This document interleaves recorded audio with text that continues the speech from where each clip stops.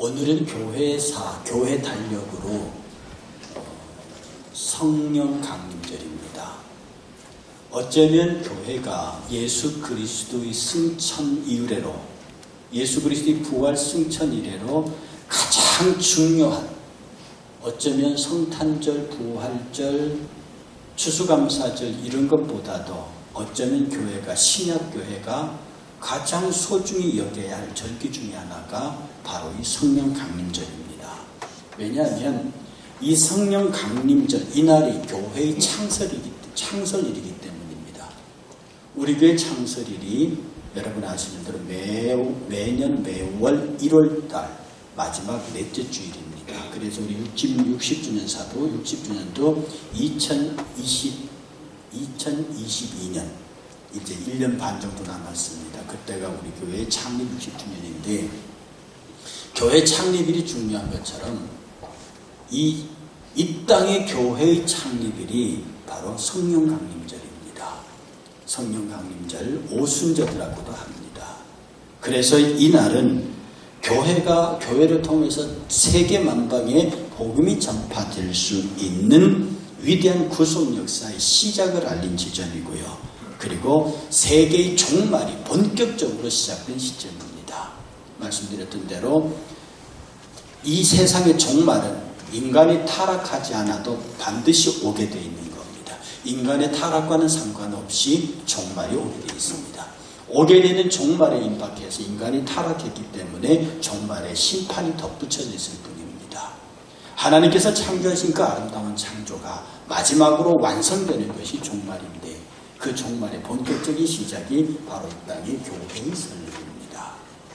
예수님이 승천하셨습니다. 그리고 이 양반들이, 제자들이 기다렸습니다. 그래서 성령 임하는 오늘의 이야기가 본문의 이야기인데요. 그들이 성령의 불에 혀같이 갈라지는 것들이, 혀같이 불이 갈라지는 것들이 각자의 머리 위에 내리면서 그들이 각각의 방언으로 말하기 시작했습니다. 이 방언은 영어로 텅그라고 하는 이 방언은 사투리입니다. 전라도 방언, 경상도 방언 하듯이 지역의 말이 방언입니다. 물론 이 방언은 고린도전서에서 나타나고 있는 교회의 은사로서의 방언과는 다른 것입니다. 그들이 전부 다 갈릴리 사람인데, 오늘 본문에 나와 있는 여러 지역의 사람들, 바데인, 메데인, 엘림, 메소포타미아, 유다, 갑바도기아, 본도, 아시아, 부르기아, 밤빌리아, 애굽, 구레네와 가까운 리비아, 그리고 로마에 이르기까지 각 지역의 말이 갈릴리 사람 히브리어를 쓰는 유대인의 입에서 막 쏟아지기 시작했습니다. 그랬더니 이 사람들이 이게 무슨 일이냐? 하나님의 큰 일을 왜 지금 이 갈릴리 사람들의 저 입을 통해서 우리의 말로 듣느냐? 그게 왜 우리의 말로 들리느냐? 라고 하는 그 현장에서 기록되어진 것이고, 그래서 어떤 사람들은 저 사람들이 술에 취하였다, 그렇게 말하기도 한 것입니다. 우리는 이 성령 강림의 역사를 지켜보면서요, 우리는 이 성령 강림이 있게 된 근원을 찾아가 볼 필요 있습니다. 그 출발은 인간의 실패에서 출발합니다. 하나님께서 아담에게요, 절대로 먹지 말라 한 것이 있습니다. 그것은 선악을 알게 한 나무의 열매였습니다.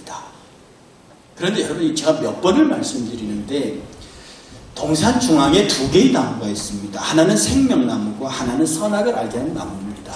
거기에는 생명과가 열리고 선악과가 열리는데, 이것은 모양은 나무의 열매를 하고 있고 모양은 나무 모양을 하고 있지만 그것은 계약서입니다. 무슨 계약서냐? 너희가 이 나무에 내가 너희를 영원히 살게 하겠다는 영생에 대한 계약서가 생명나무고요. 이 내가 지은 피조물, 3차원의 피조물, 우주 공간 전체를 통틀어서, 이 만물을 통틀어서 인간 너하고 나하는 아무런 차이가 없다. 적어도 3차원의 세계 속에는 아무런 차이가 없다. 이 만물을 지배하고 다스릴 나의 모든 권한을 너에게 준다. 이게 인간의 왕권입니다. 준다. 대신 이 왕권을 가진 너와 창조주인 나와의 유일한 차이가 뭐냐? 선과 악을 결정하는 일이다. 오직 나만 선할 수 있고 나만 선하고 내가 악하다는 것은 악하다. 여기에 인간 너를 끼어들 수 없다. 이 계약이 선악을 알게 한 나무의 계약입니다. 그래서 너희가 이 선악을 알게 한 나무의 계약을 지키는 한 이 영원히 생명나무의 과일을 먹을 수 있다. 그래서 그 계약서가 동산 중앙에 딱 써 있는 거예요. 어떤 사람 말대로 견물생심인데 왜 그걸 동산 중앙에 뒀냐가 아니고 계약서이기 때문에 딱 동산 중앙에 버티고 선 것입니다. 너희는 선악을 결정하는 일에 개입하지 말라. 그러나 한해서 너는 영원히 생명나무의 열매를 통해서 영생할 것이라는 그런 언약을 주신 거죠. 그런데 마귀가 찾아왔습니다. 마귀가 뭐라고 말하냐? 그거 먹지 말라 그러시죠. 왜? 그것을 먹는 날에는 선악을 아는 일에 하나님과 같이 될 것을 하나님이 아시기 때문이다. 그러니까 못 먹게 하는 거다. 만약에 네가 그걸 먹기만 먹으면 하나님하고 같이 돼버려. 너하고 하나님하고 유일한 차이가 선악을 결정하는 건데 네가 그것을 딱 먹는 순간에 너도 선악을 결정할 거니까 넌 하나님과 같이 된단 말이지. 이러니까 하와가 눈이 횡돌았습니다. 내가 하나님하고 같이 된다고. 그것도 너무 쉽다. 선악을 알게 나면 저 열매를 먹으면 된다고. 그리고 딱 쳐다보니 먹음직하고 보암직하고 지혜롭게 할 만큼 탐스러웠어요. 그래서 그것을 냉큼 따먹어버렸습니다. 이것이 여러분이 잘 아시는 인간의 타락이에요. 이 인간의 타락의 결과가 어떻게 왔느냐? 저주로 왔습니다. 맨 먼저 하나님께서는 인간을 타락시킨 뱀을 저주했습니다. 뱀. 너희가 왜 그랬냐? 그렇기 때문에 너는 종신토록 기어다녀라. 배로 기어다니고 또 하나 하신 말씀이 너는 흙을 먹으면서 종신토록 흙을 먹어라. 여러분은 학교에서 뱀이 흙 먹는다고 배우지 않으셨습니다. 교회에서도 뱀이 흙 먹는다고 가르치지 않았습니다. 세계의 유명한 책 중에서 유일하게 뱀이 흙 먹는다고 가르치는 것이 성경입니다. 왜 그러게요? 성경은 뱀은 진짜 흙 먹지 않습니다. 여러분들 뭘로 만드셨나요? 흙으로 만드셨습니다. 여기에 생명이 들어와 있어 하나님의 사람이 되면 우리는 흙덩어리가 아닙니다. 우리는 흙으로 지음받은 생명덩어리예요. 그런데 여기 인간의 타락과 더불어서 하나님의 영이 떠나가 버렸습니다. 그러니 육체의 생명이 붙어있다거나 그는 흙덩어리입니다. 고로 하나님의 영이 떠나버린 그 인간, 그는 아무리 부잣집에 고관대작에 있고 좋고 호화롭게 살아도 그는 마귀 바로입니다. 마귀가 그것을 먹고 살고 그 타락한 인간과 더불어 마지막 무적행 영원한 불못에 떨어질 존재들입니다. 하나님은 그렇게 사탄을 저주하셨습니다. 그리고 하나님께서는 안타깝지만 하와에게 벌을 주십니다. 그 하와에게 준 벌이 뭐냐 하면 산구입니다. 아기를 낳는 고통이요. 그리고 남자에게 예속되게 하셨습니다. 너는 남자를 바라보게 만드셨습니다. 이것은 나중에 바울이 타락의 책임이 여자에게, 원인 제공을 여자에게 했기 때문이라고 그랬습니다. 하나님께서는 여자를 남자보다 아름답게 지으셨지만 그 아름다운 지혜를 정말로 남자가 만물을 통치하는데 아름답게 쓰지 못하고 남자와 더불어 타락하는데 원인을 제공했습니다. 그래서 하와에게는 해산의 고통과 영원히 남자에게 종속될 저주를 주셨습니다. 그리고 아담에게도 저주를 주셨습니다. 그 아담에게 내린 저주가 무엇입니까? 너는 이마에 땀이 흐르면서 네 처자식과 너와 관계된 사람들을 먹여 살리기 위해서 너는 땀 흘리며 기도하고 너 때문에 이 땅마저 다 저주를 받아서 땅에서 엉겅퀴가 날 것이다. 그 엉겅퀴 때문에 너는 땀 흘리기를 쉴 수 없다고 말했습니다. 여러분, 농사에만 엉겅퀴가 있는 게 아닙니다. 사업에도 있어요. 직장에도 있어요. 여러분이 남자들이 가서 여자들이 모든 직장에 엉겅퀴는 다 있습니다. 농사 짓는데 비유되는 그 엉겅퀴만큼 모든 사람들이 먹고 사는 문제는 엉겅퀴로 가득 차 있습니다. 남자에게는 땀 흘리며 일하고 남자가 일해야 될 만물을 온통 저주받게 만들어서 인간으로 하여금 참으로 많은 고통을 당하게 하셨습니다. 그런데 하나님의 사랑이 이 인간을 이렇게 영원한 저주와 고통 속에 머물러 있게 하기를 원치 않으셨습니다. 하나님은 이 인간을 구원하기로 작정하십니다. 하나님은 이 인간을 구원하기로 작정하시고 드디어 그 일을 시작하십니다. 하나님께서 뱀을 저주하실 때 뭐라고 저주했냐면 너는 종신토록 기어다니며 흙을 먹으라고 말하시고 그 다음에 창세기 3장 15절에 뭐라고 말씀하냐면 내가 너로 여자의 후손과 원수가 되게 하며 너의 후손은 여자의 후손과 원수가 되게 하리니 너의 후손은 여자의 후손의 발꿈치를 상하게 할 것이요 여자의 후손은 내 머리를 상하게 할 것이니라 라고 하는 저주를 뱀에게 줍니다. 이게 뭐냐면 뱀은 곧 마귀인데 결국 네가 이 일을 행했기 때문에 결국 네가 여자를 꼬드겨서 여자로 하여금 사람을 망가지게 했기 때문에 너는 결국 그 여자의 후손을 통해서 네가 영원히 죽을 것이다. 이 여자의 후손이 네게 왔을 때 너는 그 여자의 후손을 죽이기 위해서 그의 발꿈치를 물 것이다. 농담 삼아 하는 말이지만 뱀이 팔짝 뛰어서 여러분 옆구리 물었다는 얘기를 한마디도 없습니다. 뱀은 옆구리를 물지 못합니다. 뱀은 아무리 물어도 무릎 아래를 뭅니다. 뱀이 기껏 여자의 후손 메시아를 물었습니다. 뭘 물었습니까? 기껏한 것이 그를 십자가에 못 박아 죽였습니다. 그렇지만 여자의 후손은 뭘 한다고요? 여자의 후손은 네 머리를 밟을 것입니다. 사람이 뱀 잡을 때 꼬리 밟는 사람 있습니까?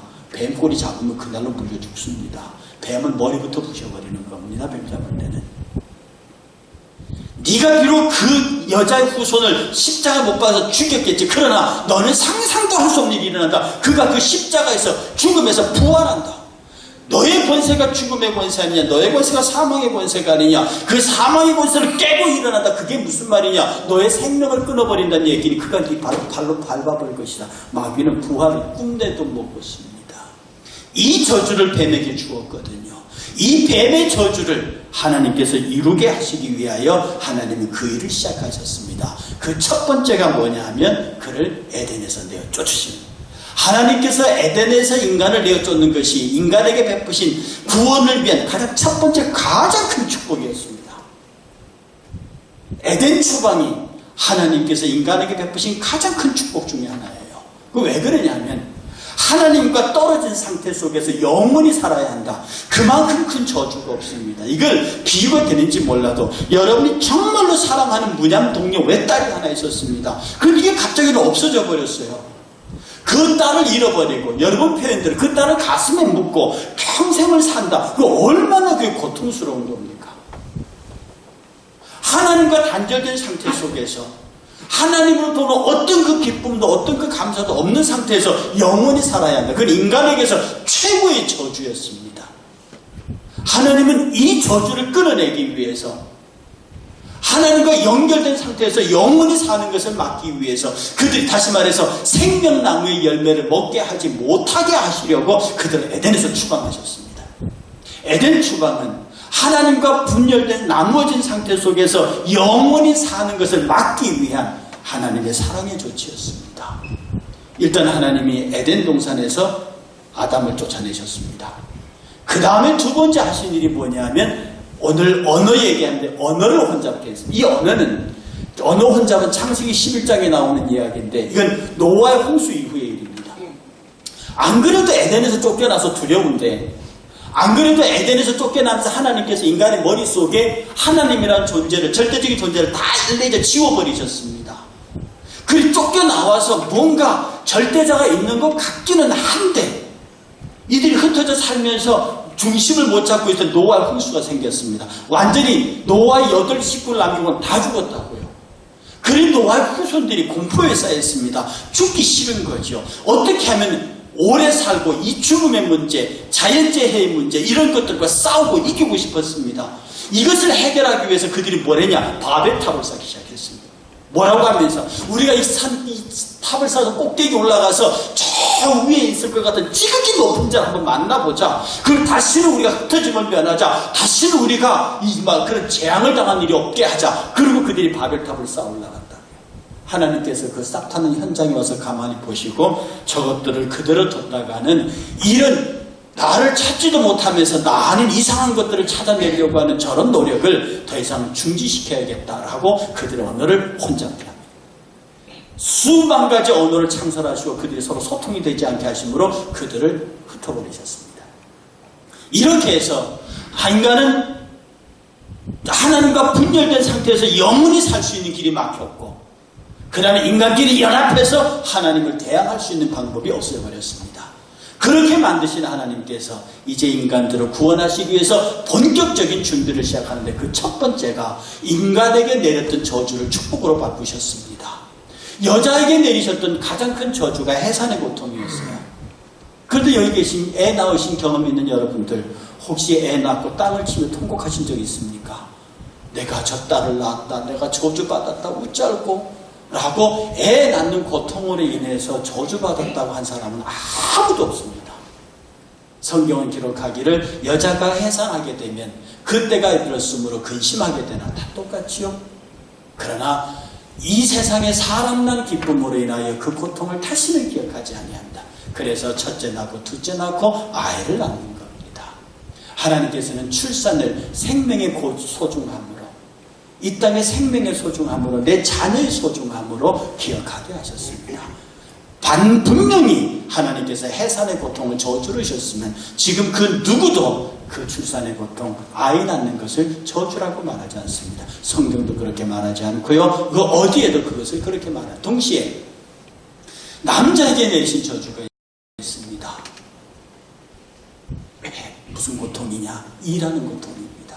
그런데 하나님께서는 그 노동의 저주를 노동의 축복으로 바꿔주셨습니다. 성경은 기록하기를 이렇게 말합니다. 너희가 무슨 하든지 힘써서 일해라. 특별히 저 나오는 잠언서에 보면요, 게으른 자들아 개미에게 가서 배워라. 개미는 두려움도 없는데 즐기면 얼마나 열심히 일하느냐. 게으른 자는 먹지도 말라.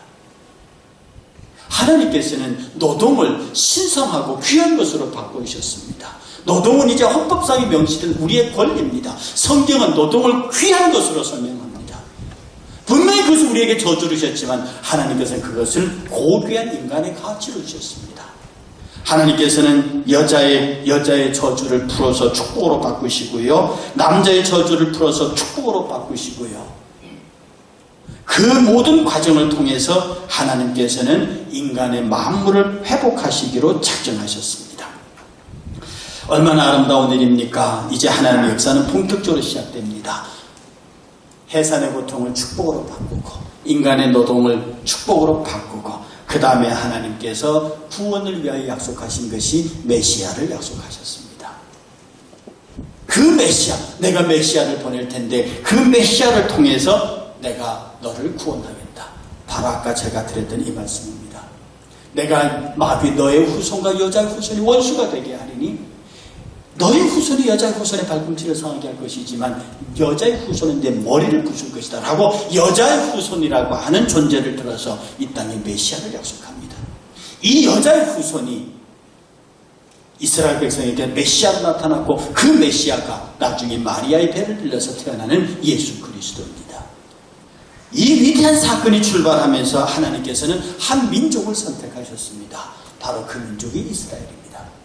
이스라엘을 선택하는 그 역사가 창세기 12장에 나타나는데 창세기 1장부터 11장까지를 우어게시슈테라고 해서 연대 추정 불가능이라고 봅니다. 연대 추정이 안 된다는 거죠. 그러나 창세기 12장 아브라함부터는 연대기가 분명해집니다. 그때부터는 본격적으로 역사가 기록되고요. 그때부터는 본격적으로 족장 시대로부터 왕정에 들어가는 일련의 역사 진행이 문필로 남기를 시작합니다. 아브라함의 선택은 그렇게 중요합니다. 하나님은 아브라함을 불렀습니다. 내가 너로 복을 주리라. 내가 너로 복의 조상이 되게 하라. 네 후손이 하늘의 별과 같이 땅의 모래와 같이 그렇게 많아질 것이다 라고 아브라함을 부르셨어요. 그 한 아브라함을 통해서 요셉을 이집트에 보냅니다. 그 막내 아들 요셉을 따라 야곱이 들어간단 말입니다. 아브라함의 후손들이 들어갈 때는 80명이 들어갔어요. 나올 때는 400만이 나옵니다. 오랜 기간 이집트 바로 왕이 요셉 때문에 준 고센 땅, 정말로 기름진 땅, 그 고센 땅에서 거기서 거주하면서 200만에서 400만에 가까운 대규모 만들어서 나오는 겁니다. 여러분, 몽골이 세계를 제패할 때 인구가 200만이었습니다. 지금 300만이거든요. 결코 이스라엘 백성의 숫자가 작은 게 아닙니다. 그 엄청난 숫자가 이집트라고는 보트 안에서 거기서 대인원이 만들어서 출애굽을 시작합니다. 하나님께서는 그의 역사를 그렇게 한 이스라엘을 통해서 준비하시기를 시작하신 것입니다. 그리고 그가 성령을 보내겠다고 약속을 하십니다. 많은 사람이 막 방언하고 있는 그들을 보고 너 술 취했다 이렇게 말했거든요. 똑같은 성경 구절에서 사도행전 2장 16절에서 베드로는 이렇게 말을 받습니다. 이는 곧 선지자 요엘을 통하여 말씀하신 것이니 일러시되 하나님이 말씀하시기를 말세에 내가 내 영을 모든 육체에 부어주리니 너희의 자녀들이 예언할 것이요 너희의 젊은이들이 환상을 보고 너희의 늙은이들이 꿈을 꾸리라. 그때에 내가 내 영을 내 남종과 여종에게 부어주리니 그들이 예언할 것이다. 성령의 임재를 이때 예약하십니다. 그러므로 아담과 하와의 타락으로 출발한 일련의 모든 구속의 과정이 어디서 정점을 찍느냐 하면 예수 그리스도의 십자가가 아니고 성령의 강림하시건에서 모든 정점이 찍히면서 그것이 본격적으로 출발합니다. 예수께서 승천하실 때 내가 너에게 또 다른 보혜사를 보내겠다. 보혜사라는 말씀을 하셨습니다. 하시면서 내가 너에게 또 다른 성령을 보내겠다. 내가 너에게 또 다른 성령을 보내겠다. 똑같잖아요. 똑같잖아요. 그러게 각각 다릅니다. 내가 다른 성령을 보내겠다. 지금 내가 가고 또 다른 성령이 오시는데 이건 나하고 똑같은 것이다. 이 다르다는 알라스라는 단어가 그렇습니다. 하나님께서는 성령의 임재가 예수 그리스도가 이 땅에 오시는 것과 똑같은 모양으로 성령을 보내서 예수께서 가르친 모든 것들을 기억나게 하십니다. 예수께서 행하셨던 모든 기적들을 행하게 하셨습니다. 예수께서 행하신 모든 일들이 이 성령으로 말미암아 완성되기를 하나님께서는 명하시고 그렇게 하셨습니다. 그러므로 성령의 임재가 없는 교회, 성령의 임재가 없는 성도, 성령의 임재를 성도의 역할을 감당할 수 없는 사람, 그 사람이 성령을 받지 못한 사람입니다. 에베소 사람들이 성령을 받았습니까? 사도 바울이 묻습니다. 너희가 믿을 때 성령을 받았느냐? 에베소인들이 말하기를 우리가 성령이 있음을 듣지도 못하였다고 그랬습니다. 분명히 그들은 예수를 믿었습니다. 바울이 묻습니다. 너희가 무슨 세례를 받았느냐? 세례 요한의 세례를 받았다. 안 된다. 성령의 세례를 받아야 한다. 그리고 그들에게 안수하여 성령의 세례를 받게 합니다. 오늘 저와 여러분들에게서 성령의 세례, 그 성령의 충만, 지난주에 여러분이 그림을 통해서 보여드렸듯이 우리의 몸속에 영과 혼과 육이 있는데 우리의 영을 온전히 지배하고 우리의 정신을 온전히 지배할 우리 영적 파워가 여러분 안에서 자가발전해 나오는 것이 아니라 위로부터 내리시는 성령의 강력한 임재를 통해서 그 강력한 임재가 우리의 혼과 육을 내눌리고 지배함으로 우리가 성령에 충만한 사람이 된다고 하는 것입니다. 약속드리고 말씀드리는 것은 여러분이 예수를 믿어 세례 받음과 동시에 여러분 안에 성령 임재가 분명합니다. 임재하셨습니다. 그 상태로 내버려 두면 여러분은 영원히 영적인 어린아이의 모양이 됩니다. 성경은 말하기를 너희가 성령 받을 때 막 태어나는 것이 어린아이와 같다고 그랬거든요. 어린아이, 1살, 2살 어린아이와 같다고 그랬습니다. 이 아이는 커야 합니다. 우리의 영적 신앙을 성장해야 한다고. 이 영적 신앙의 성장이 무엇이냐면 내 안에 들어오신 성령이 점점 더 내 전 인격을 지배해 가시는 과정입니다. 내 안에 들어오신 성령께서 내가 온전히 하나님의 사람이 되도록 나를 끝없이 지배하려 가도록 내어드리는 사람. 그래서 성령 안에 장성한 사람은 내 안에 성령이 나를 온전히 지배하시는 사람입니다. 온전히 주의 성령의 지배함을 받는 사람이에요. 이 사람에게 기쁨이 있습니다. 이 사람에게 감사가 있습니다. 이 사람에게 하나님의 은혜가 있습니다. 이런 사람에게 하나님의 역사가 나타납니다. 아무리 오래 세월에 예수를 믿어도 그가 예수를 처음 믿을 때 영접한 예수 그리스도 아기 모양의 그 상태를 그대로 내버려두면 그는 겉으로는 늙어가는 모양이 되고 있으나 실제로 그는 아직도 1살, 2살에 불과한 영적 어린아이의 모습으로 있다는 겁니다. 그러니 조금만 싫은 소리에도 토라지고 조금만 서운하게 해도 교회 안 나오고 조금만 사람이 나를 불편하게 해도 싸우려고 드는 이유가 뭐냐? 그 안에 영적인 성장이 없이 여전히 육적 상태에 머물러 있는 사람이기 때문에 그렇습니다. 이 영적 상태의 신앙이 성장하면 예수 때문에 나를 죽여도 죽이는 그 사람을 축복할 수 있습니다. 예수 때문에 나의 모든 것을 빼앗아가면 그 사람을 축복할 수 있습니다. 예수 때문에 나를 욕하면 그 욕하는 사람을 축복할 수 있습니다. 예수 때문에 그 어떤 어려운 환경에 처해도 그 환경을 천당처럼 여길 수 있는 사람입니다.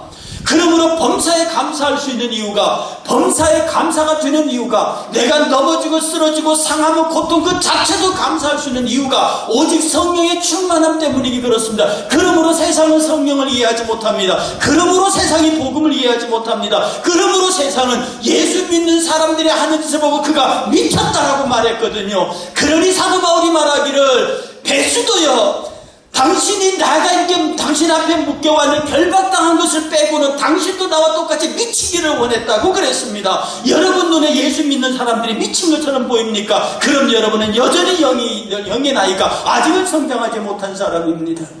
예수에 미쳤다고 소문난 사람들, 예수에게 미쳤다고 들리는 사람들은 그 영이 온전히 저를 지배하는 사람입니다. 예수에 미쳤기 때문에 12 제자들은 그들이 어디서 어떻게 죽었는지 모르지만 전설에 의하면 어떤 사람은 십자가로 거꾸로 메고 갔다 그러고, 어떤 사람은 인도에서 가죽이 벗겨도 죽었다고 말하고, 어떤 사람은 돌에 맞아 죽었다고 말하고, 어떤 사람은 목베임을 당했다고 말했는데, 그렇게 죽은 사람 그 어떤 누구도 억울했다거나 분했다거나 속았다거나 하는 그런 이야기들이 전설에서도 들리지 않는 것은 바로 성령의 역사하심이 그를 붙잡고 있기 때문입니다.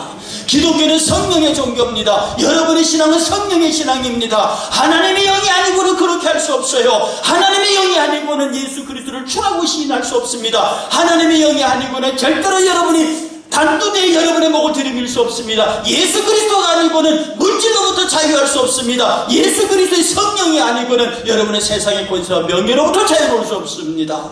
이 성령의 임재가 여러분에게 분명한 경험으로 나타나야 합니다. 성령의 임재, 예수 믿을 때 믿었던 그 성령이 이 안에 들어와 있는 이 작은 것에서부터 이것이 여러분 안에 배태되고 성장해서 내 안에서 말할 수 없는 성령의 탄식이 올라와야 합니다. 내 안에 생수가 넘쳐나야 합니다. 내 안에서 성수가 넘쳐나는 것이 찬양이요, 내 안에 말할 수 없는 탄식이 주의 성령으로 강구로 나타나는 것이 기도라. 똑같은 찬양을 해도 가사를 읊조리는 찬송이냐, 아니면 그 안에서 토하여 내치는 생수가 분수처럼 쏟아나오는 찬송이냐? 우리의 신앙생활이 성령에 의해서 기도하고 성령에서 찬송하고 성령에서 말씀을 들을 때에 이것은 세상에 상관할 수 없는 바라. 사람들이 성령의 임재를 부정합니까? 오늘 성경은 여러분이 아시는 대로 꼭 우리 기독교의 경전이 아니더라도 이 성경은 고문서입니다. 고전이라고요. 세상의 문헌학자들이 모든 사람들의 검증을 거친 고서라고 말한다고요. 과학적으로 사회적으로 이것은 이 검증된 고서라고 말합니다. 예수의 승천을 수백 사람이 본 것을 보았다고 기록되어져 있습니다. 성령의 임재에 관하여 각 사람이, 갈릴리 사람이 각 나라 방언으로 말하는 것을 각 지역에 온 사람들이 보았다고 기록하고 있습니다. 성경에 나타났던 모든 성령의 사건을 누가 혼자 골방에 앉아서 만드는 이야기가 아니라 많은 사람들이 보는 앞에서 일어나는 일들을 의사 누가가 그의 책을 통해서, 누가복음과 사도행전에서 의사 누가가 자기의 기록으로 많은 사람들이 본 병고침의 기사들을 거기에 기록해 두었습니다. 이것은 꼭 종교의 경전이 아니더라도 사회의 고전으로서도 이미 학문적 가치를 인정받은 책에서 증명적 사건들로 설명되고 있습니다. 누가 감히 이것을 종교 이야기라고 말합니까? 그럴 수 없는 겁니다. 이 우리 눈으로 가능한 이 모든 이야기들이 어찌 우리에게 가능하냐? 지금도 우리에게 가능한 것은 우리 안에 주의 성령이 임재하시고 주의 성령이 나를 전적으로 붙잡으면 우리는 예수의 명령을 따라서 너희는 나보다 더 큰 일을 행하리라. 예수께서 죽은 자를 살리셨으면 주의 뜻이면 우리도 죽은 자를 살릴 수 있습니다. 우리도 병든 자를 일으킬 수 있습니다. 귀신을 쫓아낼 수 있습니다. 악한 권세를 물리칠 수 있습니다. 지금 당장 내가 말한 대로 되지 않지만 내 뜻과 주의 뜻이 일치하기만 하면 바로 그 일치점에서 성령의 역사가 시작된다는 것입니다. 그러므로 세상이 교회를 이기지 못하는 것입니다. 세상이 여러분을 감히 상대할 수 없는 것입니다. 사랑하는 여러분, 여러분의 안에 참 임재에 계시는 성령으로 하여금 활동하게 하십시오.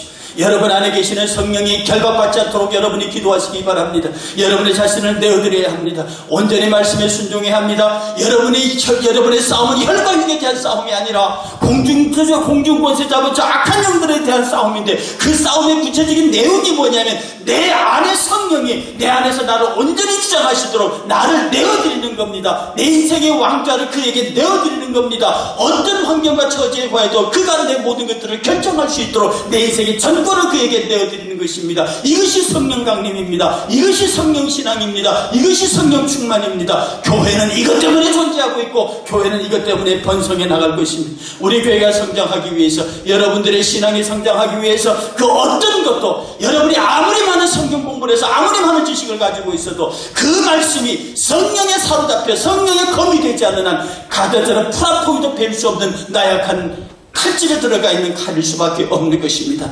이제는 주의 성령이, 여러분 안에 들어오신 주의 성령이 본격적으로 여러분 안에서 움직일 수 있도록 여러분을 전적으로 하나님에게 내어드리는 복 있는 성령 강민들 되시기를 주의 이름으로 축복합니다.